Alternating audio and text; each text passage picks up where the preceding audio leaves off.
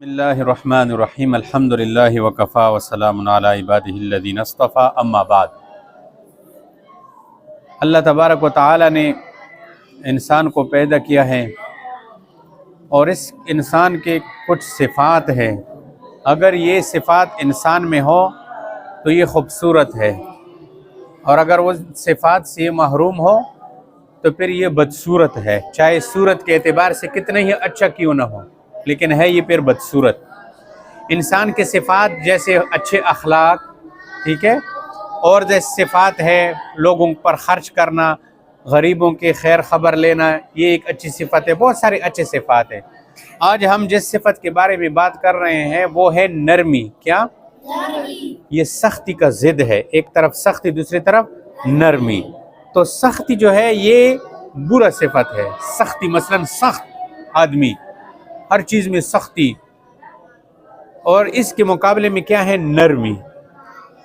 اب دونوں انسان کھڑے ہو، ایک نرم خو انسان ہے جس کے اندر نرمی ہے، برداشت ہے، اور ایک بندہ سخت ہے، سختی ہے اس کے اندر، کوئی اس کے اندر رحم نہیں ہے، تو لوگ کس کی طرف جائیں گے؟ نرم آدمی کی طرف جائیں گے، اس سے لوگ جڑیں گے، اس کو لوگ اپنائیں گے۔ اور اسلام نے بھی ہمیں حکم دیا ہے کہ نرم رہا کرو، نرمی اپنے اندر پیدا کرو، سختی سے دور رہو۔ سمجھ آ رہی ہے؟ سختی انسان کو بدنما کر دیتا ہے، سختی انسان کو بدصورت کر دیتا ہے۔ آج میں 3 حدیثیں آپ کو بتاؤں گا نرمی کے بارے میں، اور پھر نرمی کے فوائد بتاؤں گا کہ نرمی کے کیا کیا فوائد ہے، اور پھر ہم نرمی اپنے اندر کیسے پیدا کر لیں، اس کے متعلق میں آپ کو بات بتاؤں گا۔ یہ تینوں حدیث ہے، اور یہ تینوں حدیث مسلم شریف کی صحیح روایات ہے۔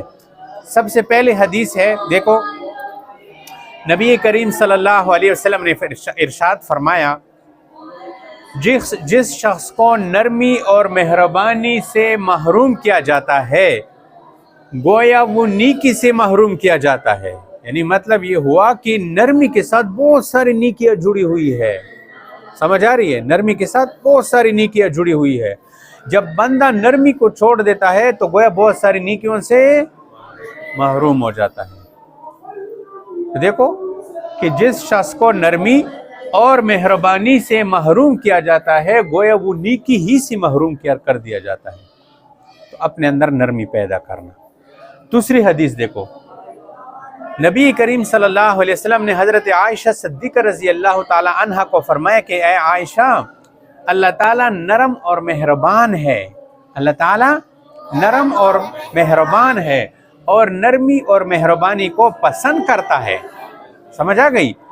اس لیے وہ نرمی پر وہ چیز عطا فرماتا ہے جو سختی پر عطا نہیں فرماتا، اور نرمی اور مہربانی پر وہ چیز عطا فرماتا ہے جو سختی پر عطا نہیں فرماتا، اور نرمی اور مہربانی پر جو چیز عطا کرتا ہے وہ نرمی اور مہربانی کے علاوہ دوسری چیز پر نہیں عطا فرماتا۔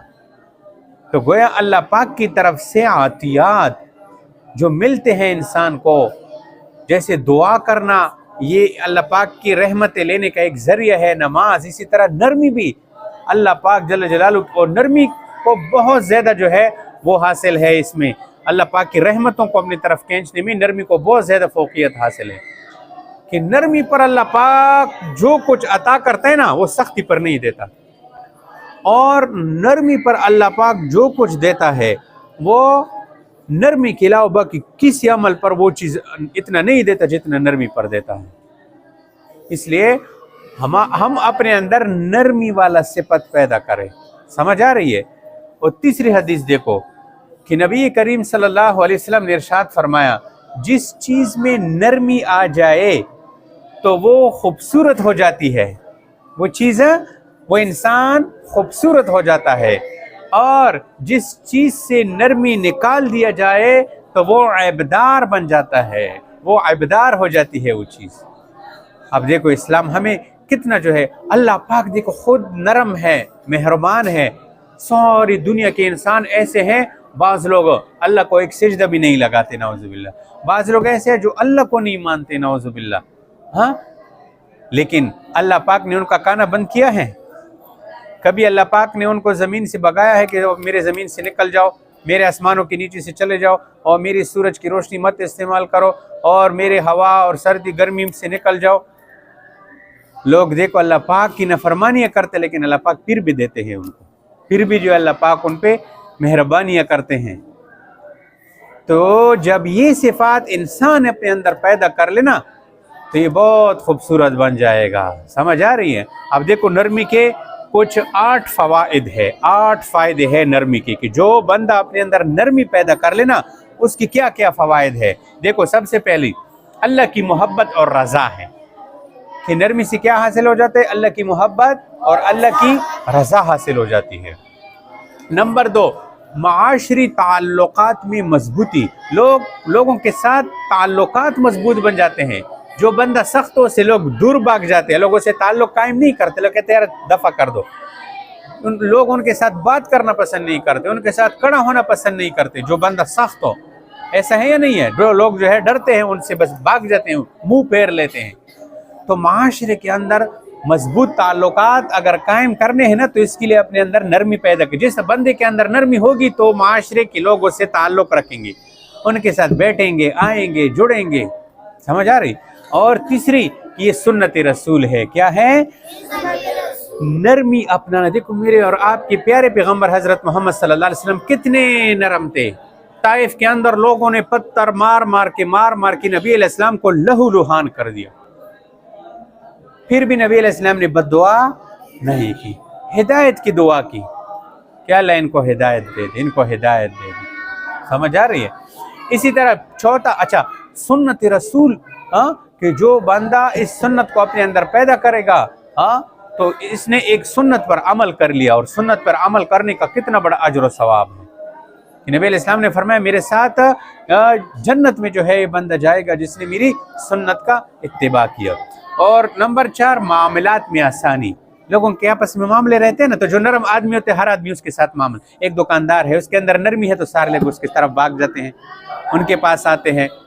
جس چیز میں بھی دیکھو، کسی بھی شعبے میں جو بندہ نرم ہوتے ہیں لوگ ان کی طرف جاتے ہیں۔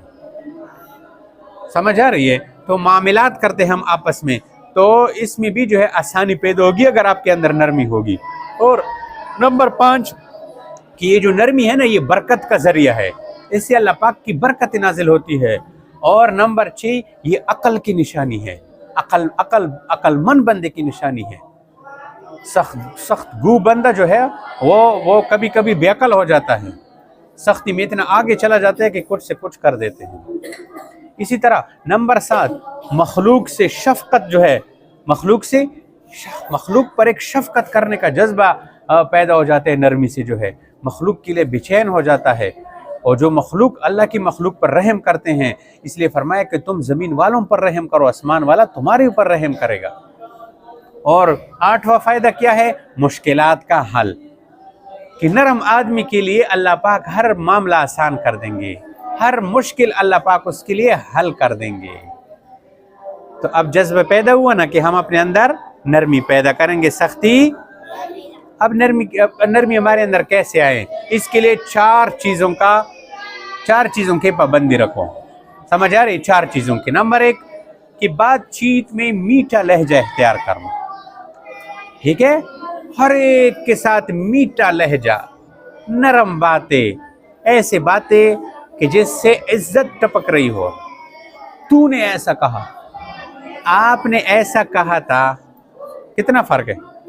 ہاں، اسی طرح بڑوں کو، چھوٹوں کو، امی کو، ابو کو، بھائیوں کو، سب کے ساتھ، استاذ کے ساتھ، دوستوں کے ساتھ میٹھا لہجہ، میٹھی میٹھی الفاظ، سختی، کڑوے یہ نہیں ہونی چاہیے۔ سمجھ آ رہی؟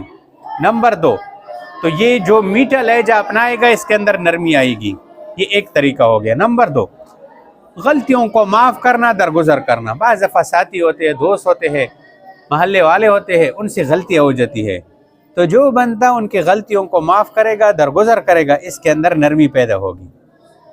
اسی طرح چھوٹوں پر شفقت اور بڑوں کی عزت، بڑوں کا احترام۔ جو بندہ چھوٹوں پر شفقت کرے گا، بڑوں کی عزت کرے گا، بڑا آدمی ہے، ہم سی عمر میں راستے میں جا رہا ہے، ان کے ساتھ کوئی چیز ہے وہ اٹھا لیا، آپ کسی گاڑی میں سوار ہے، بازار جا رہے ہیں، کوئی بڑا آپ سی عمر میں بندہ آ گیا تو اس کے لیے اٹھنا، سیٹ میں جگہ دے دینا اس کو، ٹھیک ہے. اسی طرح بہت سارے موقع ہیں، بڑوں کا احترام، سمجھ آ رہی، اور چھوٹوں پر شفقت، اس سے بھی انسان کے اندر نرمی آ جاتی ہے. اور نمبر 4، ہر کام میں آسانی کو ترجیح دینا. کوئی بھی کام ہو نا اس میں آسانی ڈھونڈا کرو، سختی مت ڈھونڈا کرو. تو جب ہم کاموں کے اندر آسانیاں پیدا کریں گے تو اس سے ہمارے اندر کیا پیدا ہوگا؟ نرمی پیدا ہوگی. اللہ تبارک و تعالیٰ سے دعا کرتے ہیں کہ اللہ پاک ہمیں نرمی والی صفات سے نوازے اور سختی سے اللہ پاک ہماری حفاظت فرمائے. وآخر دعوانا الحمدللہ.